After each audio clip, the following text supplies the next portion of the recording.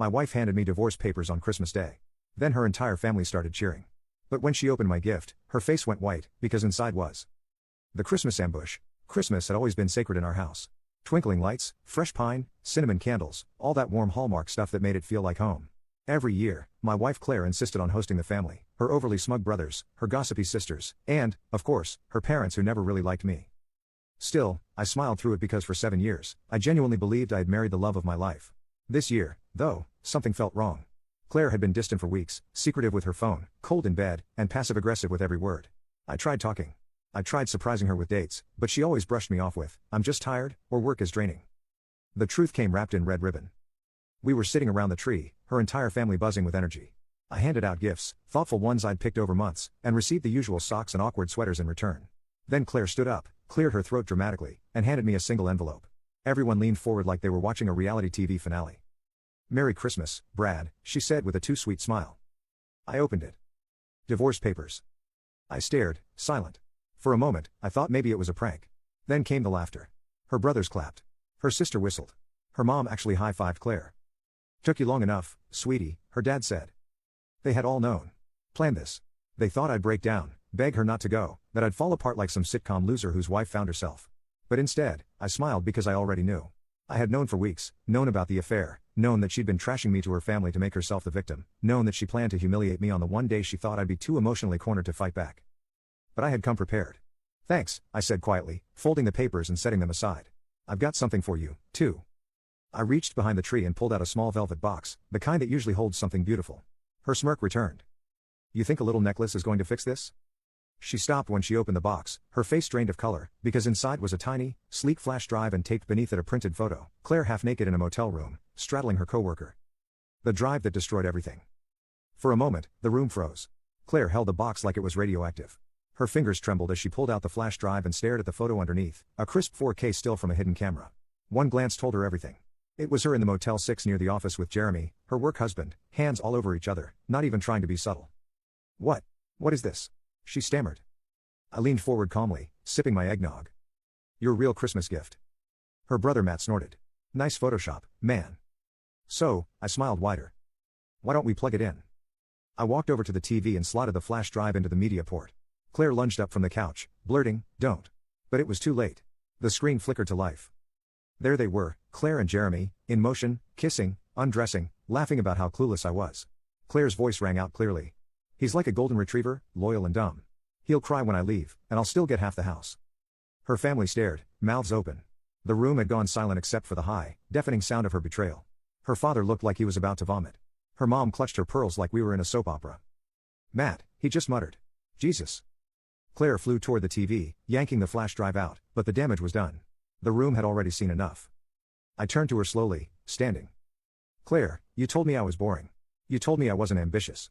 You said I'd never be anything without you." I pulled a thick envelope from my coat pocket and tossed it on the coffee table. "That's the signed contract. I just sold the tech startup you never believed in for $3.4 million. All in my name, thanks to the prenup you insisted was just a formality." Claire's knees buckled as she sat back down. Her eyes were glassy, her mouth working silently. Her father broke the silence. "Claire, is this true?" She didn't answer, but her sister did. "Holy SH, she whispered. "You got played." I walked toward the front door, grabbing my coat. "Oh," I added, pausing. "Don't worry about splitting the house. I've already filed for divorce, citing adultery. You won't be getting it." Then I turned to her family. "Merry Christmas." And I walked out, leaving Claire in a room full of judgmental eyes. Her fake victory turned to ashes. No one came to save her. It only took 24 hours for the fallout to begin. By the time I checked into a quiet hotel just outside the city, Claire had already blown up my phone with 37 missed calls and a series of frantic texts that swung wildly between rage and panic. "You embarrassed me. We can fix this. Please don't do this. People are calling me." I didn't reply, but others did in ways she never expected. Final update. My wife handed me divorce papers on Christmas Day. Then her entire family started cheering. But when she opened my gift, her face went white, because inside was. Remember Jeremy, her slick affair partner? Yeah. Turns out he wasn't quite as clever as he thought. One of Claire's cousins, who saw the video, also worked at the same company. Guess who she sent it to? HR. In less than a week, both Claire and Jeremy were suspended pending an internal ethics investigation. Their romantic rendezvous in that cheap motel room, it wasn't just betrayal. It was a breach of company conduct. Clients, confidential data, everything was at risk. 2 days later, Jeremy's wife posted screenshots of the video with names on Facebook. It exploded. The post reached over 10,000 shares in under 48 hours. Comments rolled in fast. Isn't she that operations director? Wow, didn't she post Bible quotes last week? Trash, both of them. By the end of the week, both Claire and Jeremy had been fired publicly. No soft exits, no mutual separation, lies gone. Her family turned cold. But that was just her professional life. Her personal one disintegrated even faster. Her father didn't speak to her. Her mother texted me an apology. Even her sister, who had cheered during the divorce announcement, messaged me privately. I'm sorry. We didn't know. She lied to all of us. Claire was left with no allies. The same people who laughed with her just days before now pretended they barely knew her. And Jeremy vanished, blocked her on everything, changed his number, quit his job, and moved out of state with his wife. Apparently, when everything hit the fan, his wife gave him an ultimatum: therapy, a move, or total exposure to his kids. He chose survival. Claire was ghosted not just by me, but by the one man she betrayed me for. Now she sat alone, unemployed, unwanted, and publicly exposed, with every fake smile and cruel word she once uttered playing on loop in her own mind. The knock on my door. It was a gray Sunday afternoon.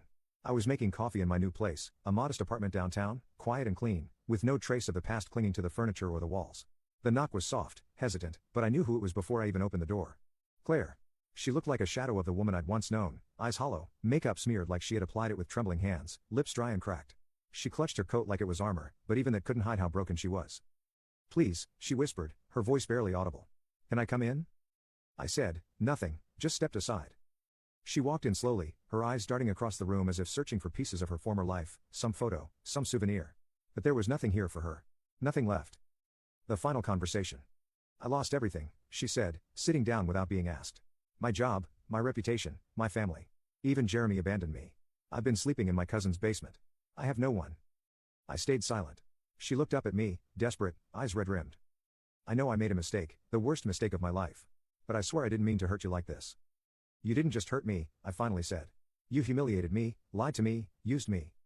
Tears welled up in her eyes. I deserve everything that's happened. I know that now, but please, I need help. I just need a chance to start over. There it was. The real reason she had come. Not for love, not for regret. She came because she needed a lifeline. She thought I would be that lifeline.